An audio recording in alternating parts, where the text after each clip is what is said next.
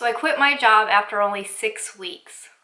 Hi everyone, welcome to the channel. My name is Jackie. We are enjoying life's journey.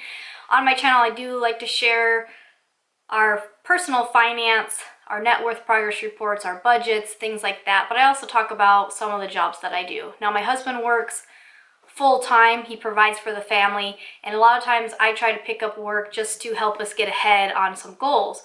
My kids are older now. They're both in school full-time, so I thought, why not start a full-time job and getting back into the healthcare industry?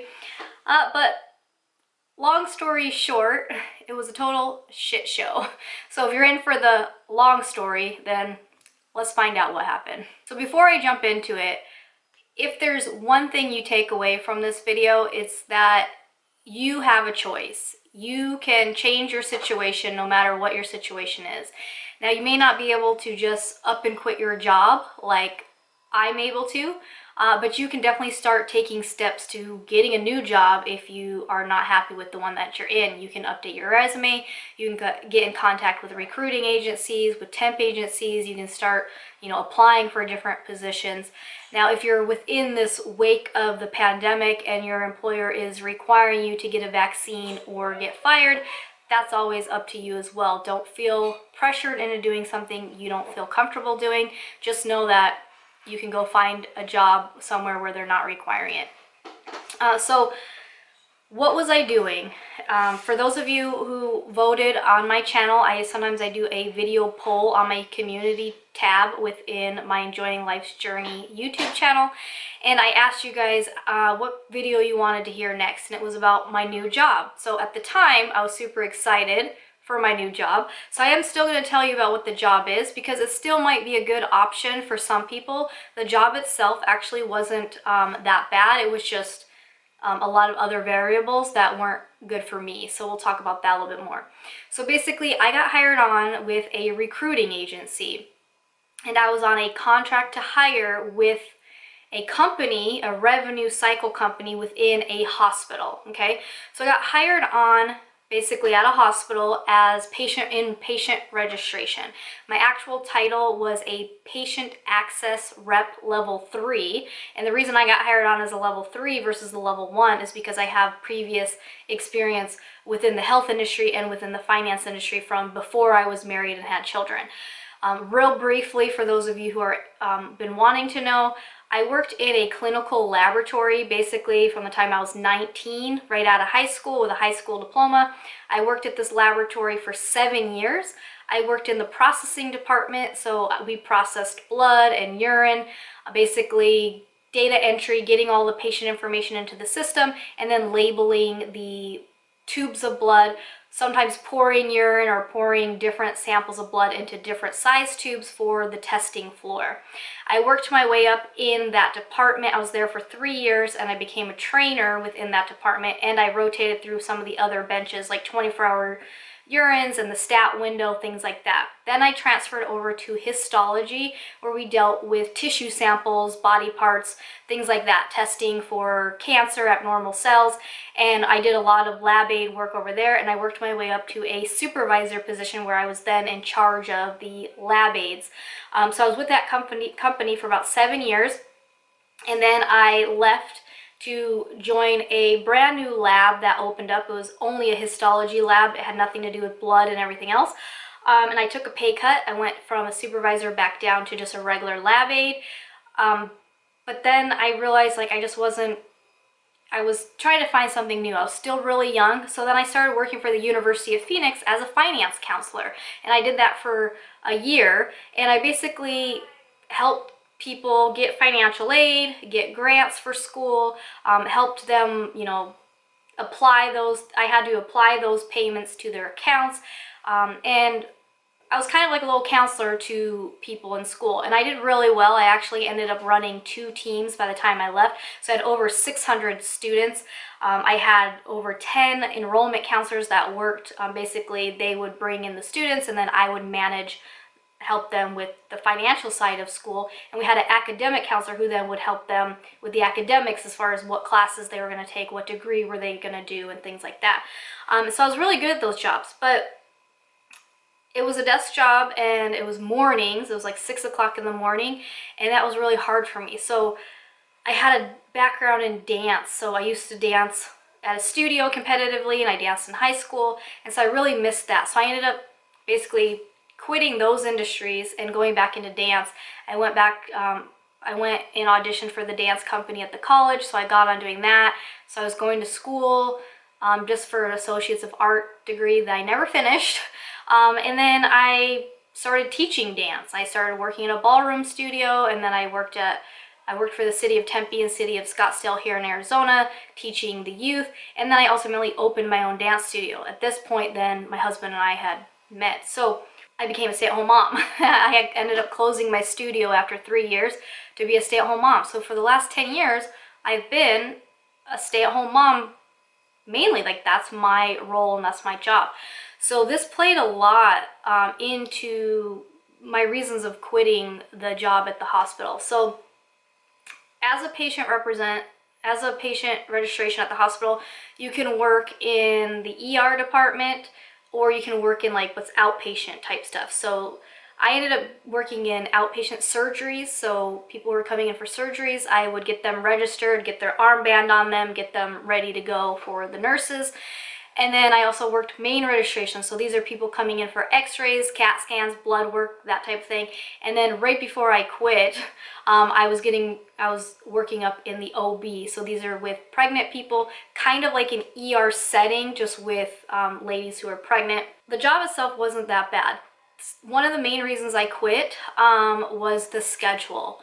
It was all over the place. Every single day was different. I knew going into the position that each department had different hours. So for instance, if you're working in the surgery department, you're working at like 5 or 5:30 in the morning until like 1:30 in the afternoon.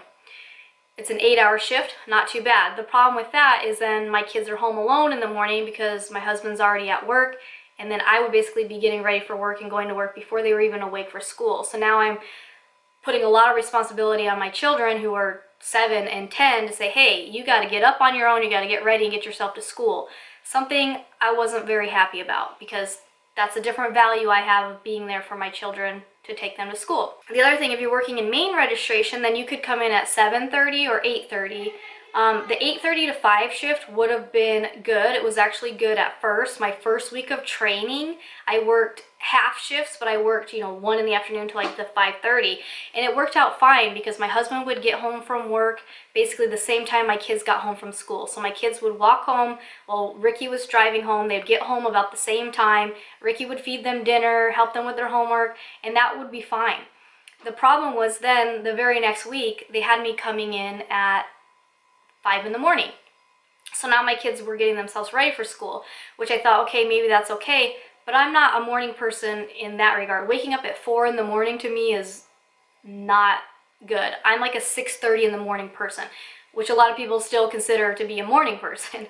But to wake up at 4 o'clock in the morning was really hard. So I had let my manager know, like, hey, I don't think that might work. So then they started having me come in at 7:30, 8:30, and then I would basically work in surgery until like 1:30, and then I would go to main registration once the surgery area closed, and then I would continue to register late surgery patients who had to come in through the main entrance. Well, the problem was now Ricky's work schedule changed. So as winter and summer go, they change. So as winter comes, they start to go in a little later. So now he was getting off work a little bit later, so he wasn't getting home at the same time as the girls. And then his apprenticeship program with his employer went from being a home study to being 2 classes a week, where he's at the HR location until 6 o'clock at night, two nights a week.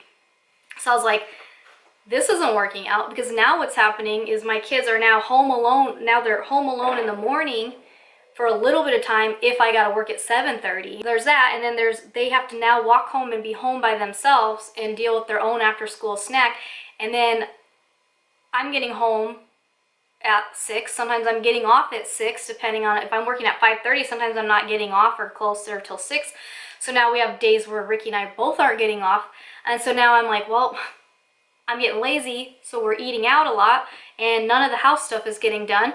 And every day my schedule was different. So some days it was 5:30, some days it was 8:30, sometimes it was 7:30, and I was like, oh my gosh, this is not working. So I thought, let me just get through my contract, right? So I was on a 3-month contract, so basically at the end of 3 months, the employer could decide to keep me or not, or I could even choose to stay or not. So I kind of liked the idea of having that flexibility. So that was a big thing with the schedule, not being able to have a consistent schedule, and it wasn't really working out with my family schedule for what my values are as far as being a mother and, you know, taking care of my household and my kids. At the end there, then they wanted me to get trained in OB. So these are, again, the maternity ward area, and that is a 12-hour shift from 6 in the morning till 6 at night. And I thought, well, again, I'm just trying to be a team player. Let me do it and learn it while I'm in this probation period, and then hopefully we can get a more set, maybe a, you know, the 8 to 5:30 schedule or something. This leads me into my second reason why I quit, and actually the reason I literally quit on the spot was lack of training. So again, the job itself wasn't that bad. I actually liked interacting with the patients. I liked doing it. I learned all the systems really quickly. But the thing is, I didn't get any training really. My first week were half days of just all the HR training that don't have anything to do with the actual job you're doing. Then they threw me in at the surgery center. By this point, I had already some issues because I wasn't officially an employee. A lot of the trainings I was supposed to have access to, I didn't have access to. So we were trying to figure out how I could even get some of the trainings done that I was supposed to get done. So there's one day where I had done all the trainings I had access to. So I did get to go sit up with the person working in the OB area and just kind of observe her. But at that point, she was caught up. It was kind of slow. I didn't really get to learn anything. Now, when you're in OB, you are by yourself. When you're in the main registration or you're in the surgery center, a lot of times there's like 3 of you. So you have people you can ask for help. So I'm in the surgery center. I was supposed to shadow this person for the day. I was like, well, I'm a hands-on learner, so maybe tomorrow I can like jump on and she can shadow me and things like that. Because that's what I had seen people doing in main registration. One lady shadowed for almost a week before she even jumped on and started doing it. So I go to shadow. Well, the person that I'm shadowing, I don't know if there's a miscommunication or what, but she basically wasn't even explaining what she was doing. And she was in charge of making sure the accounts for the next day were ready to go as far as having the insurance approval and any out-of-pocket that the patient, you know, might have, making sure that they're notified that they owe that amount and things like that. And so I wasn't really getting trained on the registration part. So I'm watching her and I'm listening to the other person who's doing the registration just so I can hear, like, what's our script? What's our dialogue? What are we doing? How's the interaction? Like, just trying to pick up on that. And then the person I was shadowing, she would register a few people, but she wasn't really telling me like, okay, this is the program I'm using for this, and this is where I'm going, this is what I'm doing. When you're doing patient registration at the hospital, you have like 5 different programs that you're dealing with. You have the main registration thing where all the patient's information is going into. You have the forms documentation program, the forms they have to sign while they're there. You have your payment program because if they need to make a payment for their deductible or whatever. You have another form or another documentation program. So this is for the company. Every time you interact with a patient's account, you need to note on there what you were doing. And then you have the scanning program because you got to scan their insurance card and scan their ID. And, you know, so there's a lot of stuff going on. Well, as I was getting emails for all my logins, I would keep on my notebook, this is my login and this is what it's for. It's for patient registration, this is for the scanner, this is for the payment thing. And so I was being proactive and just doing that myself. So that day I just watched her basically, kind of had an idea, and I was like, all right, tomorrow, how about you shadow me? So I come in like literally basically my second day, like officially in a full shift, like on my thing. And I set myself up on the computer. I get logged into all of the systems we need to have. And I had a chair next to me for her to shadow me. She didn't come sit with me. She went and sat at her own cubicle and started working the accounts for the next day. And I was like, hi, I thought you were gonna shadow me. She's like, okay, go ahead and get, go ahead and get logged on. I still had a few things I had to get access to as far as like checking insurance eligibility online. So I was trying to get these other things like set up. And then there's patients and a bunch of charts on the back counter. She's like, hey, you need to start registering. And I'm like, okay. It's like my second day. And I was like, well, I thought you were going to sit with me. She's like, well, just go ahead and go through this, this program with the questions for the patient. And then when you get to the forms program, let me know and I'll help you out. So I'm like, all right. So I was like, I just got to jump in. It's literally like sink or swim. So I called back my first patient and I just let her know, hey, I just want to say thanks for your patience today. This is my, my first day on the computer. So, we're going to kind of go through everything if you don't mind. And she's like, yeah, that's fine. So we went through it, we got through it. And then I asked the other person who was working with us, I said, hey, can you show me, like, what can I go through? What can I have up? What can I do before the patient comes back here to make it faster? Because I'm like fumbling all over the place. And so at that point, she realized I hadn't been trained. And she's like, oh, she's like, you haven't even been trained? I'm like, well, I've watched her yesterday and that was it. And she's like, oh, okay. So I go on the rest of my day. I registered patients all day. It took me probably 30 minutes per person because I would review their account before I brought them back. But I was doing it with literally no training. And then at the end of the day, the other girl who was helping was like, you're killing it. Like, you're doing great. And that's just because I'm comfortable talking to people and I can kind of keep the small talk going while my hands are trying to figure out what I'm doing. So I was like, all right, cool. So the next day I come in and I register all day. I got a little faster. And then by Thursday, I let my manager know, just so you know, I've been registering for 3 days and I'm not trained. The look on her face was priceless. Now, all of my managers were awesome. These ladies were great. They're doing the best that they can with what they have.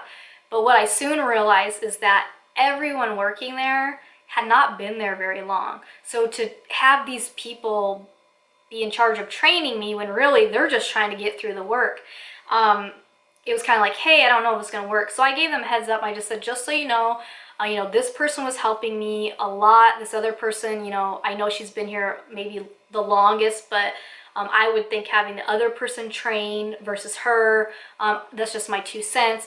And then they were like, all right, we're all going to shadow you on Friday tomorrow just to make sure, you're comfortable and everything. I'm like, I feel fine now. Like, I'm doing it. I said, but I understand if you want to shadow me so I'm not making mistakes, And they said, oh no, we want to make sure that you feel supported. So I was like, okay. So on Friday, I had my lead shadow me, I had my supervisor, and then her supervisor shadow me. So I had 3 different like higher ups shadow me for a few people throughout the day. And they all said, yeah, you got it. Like, you're a sponge. You literally just picked all that up. And I was like, well, yeah, it might be fine for me, but if someone else came in here and was trying to do that, I said they probably would have quit. I'm just saying. So I continued to work in surgery and main registration the next week, again, because of the schedule situation. In main registration, it's a lot slower. Surgery, it's like go, go, go. You have like 4 or 5 surgeons who each schedule people like every 15 minutes sometimes. So you got to be on top of it and be able to get people registered within like 8 or 10 minutes. It took me about 15 minutes per person because, again, I was new. Surgery, a lot of times you're collecting money and these people already know they're going to pay their deductible or their copay or whatever, so you're bringing in a lot more money. Now, keep in mind, I was working for a revenue cycle company, so obviously that's our job, is to make sure that the insurance is approved, to make sure everything is in the system correctly, that can get billed correctly, and to take whatever deductible or whatever we can up front to basically offset that. This is something I didn't really agree with because I had a lot of people who couldn't afford to pay their thing. So our job was to try to get them to pay at least half of it and set up a payment plan for the other half. So if I had to do that a few times, I would go ahead and do that a few times because I don't want to pay my deductible up front if the insurance is probably going to pay it later. It's just weird like that. In main registration, it's a little different because you don't have people working on those accounts really ahead of time to approve the insurance ahead of time. You're doing it on the spot. So if someone comes in for lab work, sometimes you got to call the insurance company and say, hey, do they need pre-authorization before getting these tests done? Yes, no, okay. And then you got to go on this calculator thing and figure out how much they owe for their copay. So it's a lot more work involved, but it's slower over there. So that, I didn't really like being slower because I like to just get my day going and I got to keep busy. I had been there for a month and I had brought in quite a bit of money. I brought in over $18,000 to the hospital through taking payments from people. So then the next month they give you a goal. So they said for the next month, my second month, my goal was to hit like $6,000 or $7,000. I was like, okay, well, if I'm in surgery, I could hit that money, that amount. If you're in main registration, you're not going to hit that amount because you're only taking like maybe a $50 copay or a $100 copay or something. You're not taking thousands of dollars like in surgery. People are paying thousands of dollars of deductibles. I take my job seriously, so I was like, my goal is to get faster each day and to meet my goal. So I kept the whole thing and I was keeping track and I was like, all right, I'm good. I was doing so well, they decided like they needed more people in OB and they wanted me to try OB. And I mentioned I was up for trying it. One of the girls in main registration who had been there about 6 months, she was supposed to be switched over to OB. Well, they ended up having me get trained before her just because I was picking up so fast and I was doing a good job. And the other supervisor who had watched me in main registration also was like, you're really good with the patients. You make them feel comfortable and, it's just natural to you. And I'm like, okay, yeah, it's a pretty decent job. But I still stuff wasn't feeling right with this particular company. I later found out that some of the women that were working there were only part-time, but they were being worked full-time hours and not given benefits. Every time they asked to be hired as full-time so they could have benefits, they were basically denied. I was hired for full-time, but I was with the recruiting agency, so I wasn't getting benefits either. So I was like, feeling like the company's taking a little bit of an advantage of some people. And I started to notice that just with myself in general. So I would be scheduled, say, in main registration for that week or whatever. And then I would be working and then they would call me and say, hey, we need you in surgery. So I would go to surgery. I was being flexible, I was doing whatever I needed to. So then when they wanted me to train in OB, I was like, okay, well, as of right now, the kids are basically by themselves a few hours each part of the day. So if I had to do the 12-hour shift, it's not really any different than I was working later, but I'll get an extra day off during the week. So then I could actually have a full day, at the house. So that might benefit me. And from the time I sat up in OB, it looked like doable. Again, when you're in OB, you're by yourself. So they had told me I was going to get 2 12-hour shifts and a 6-hour shift with the person that was working up there in order to get trained. My first 12-hour shift was canceled. It was Labor Day. They said, hey, you know what? Don't even bother coming in. It's Labor Day. We'll just switch your Wednesday to a 12-hour shift. So basically now I was going to have 2 12-hour shifts before being by myself on that Friday. My first day of training was canceled. Then my next day, I come in to be trained for my 12-hour shifts. I get pulled to surgery for my first half of my shift.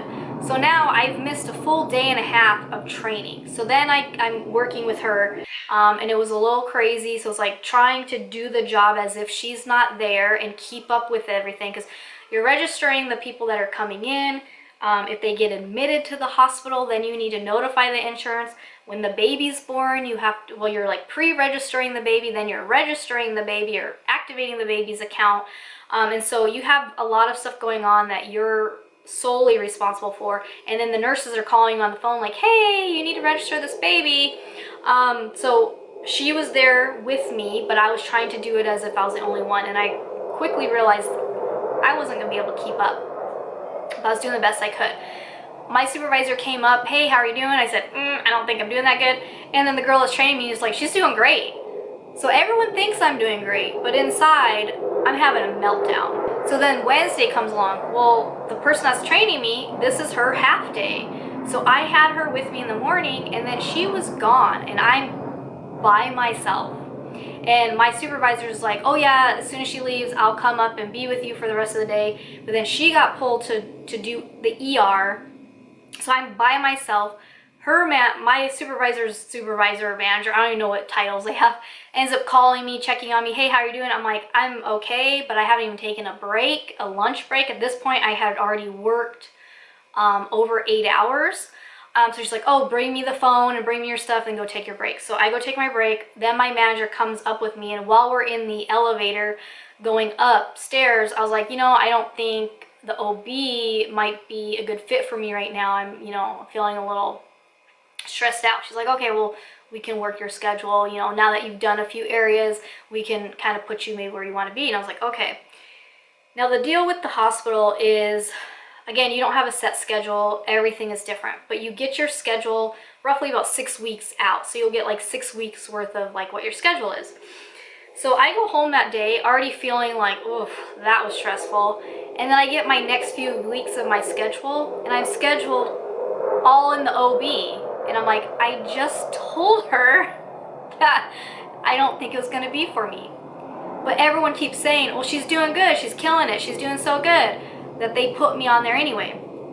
So I had Thursday off, and then Friday I go to work, or I wake up to go to work. I'm supposed to be in the OB for 12 hours all by myself.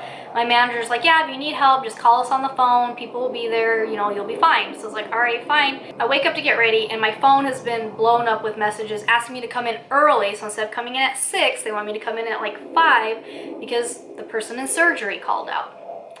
So now, instead of there being 3 people in surgery, there's only 2 people in surgery, and the other person is the lead, who's actually supposed to be in the wound care.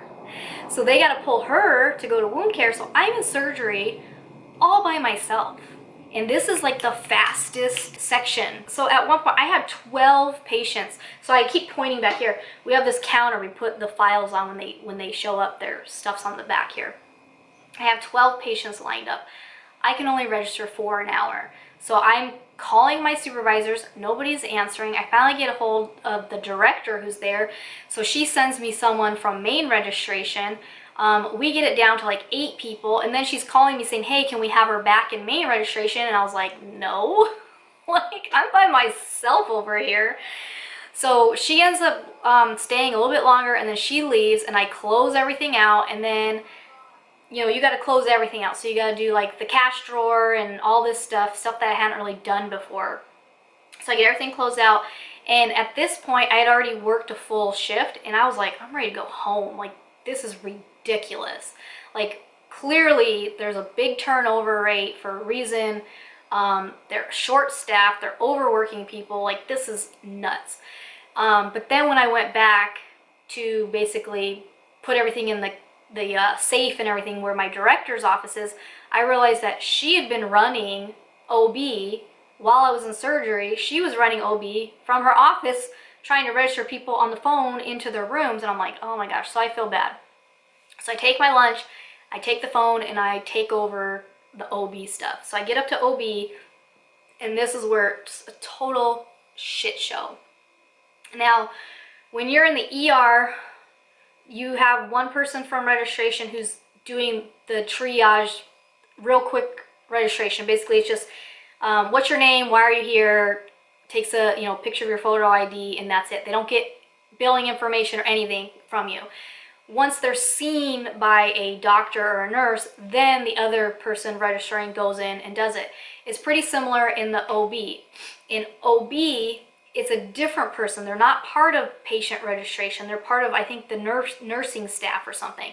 They do the initial, like, get them into the system. And then once they're brought back in the triage area, they're basically in these little rooms with curtains. I have to keep an eye out, like, okay, has the nurse gone in there yet? Has a doctor gone in there yet? After they've been seen, then I have to go in there and get all the rest of their information.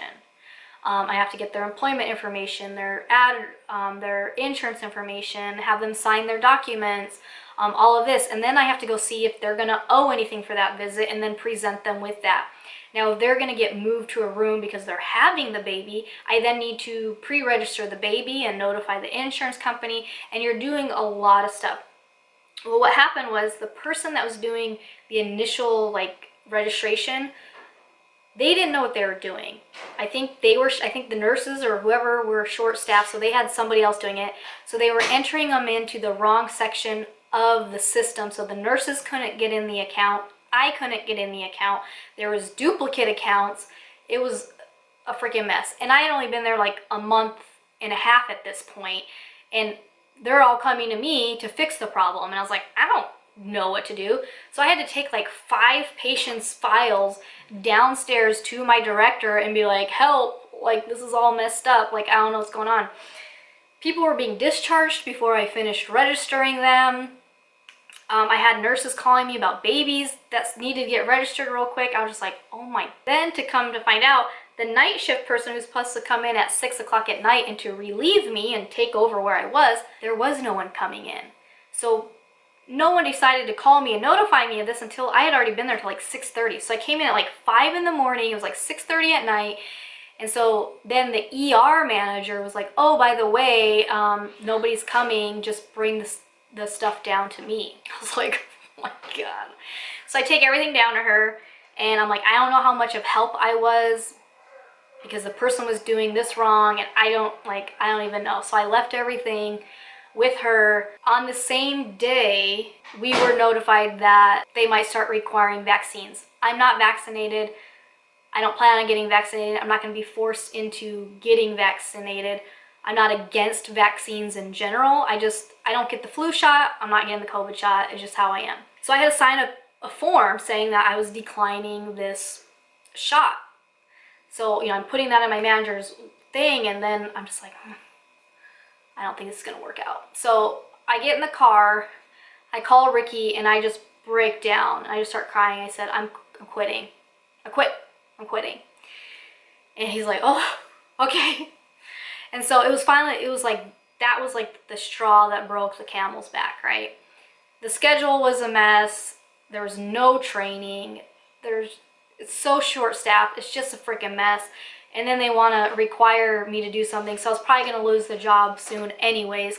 So I was just like, I'm done. So this was on a Friday. So that Saturday morning, I emailed my recruiter and I was like, I'm not, the last thing I want to do is to make you look bad or make myself look bad. But consider yesterday my last day worked. I told him my main reason was the schedule situation, thinking maybe they would even come back and say, okay, let's work with their schedule. Nope, nothing. My recruiter was like very understanding. He said, yeah, obviously I wish you would have gave 2 weeks notice, but I understand. And I just told him, hey, the only way I'm going to be able to do anything right now is if I can do it from home. Because my husband's schedule, my kids' schedule comes first. I need to be there for them. Not only that, when there's breaks, like we're on winter break now.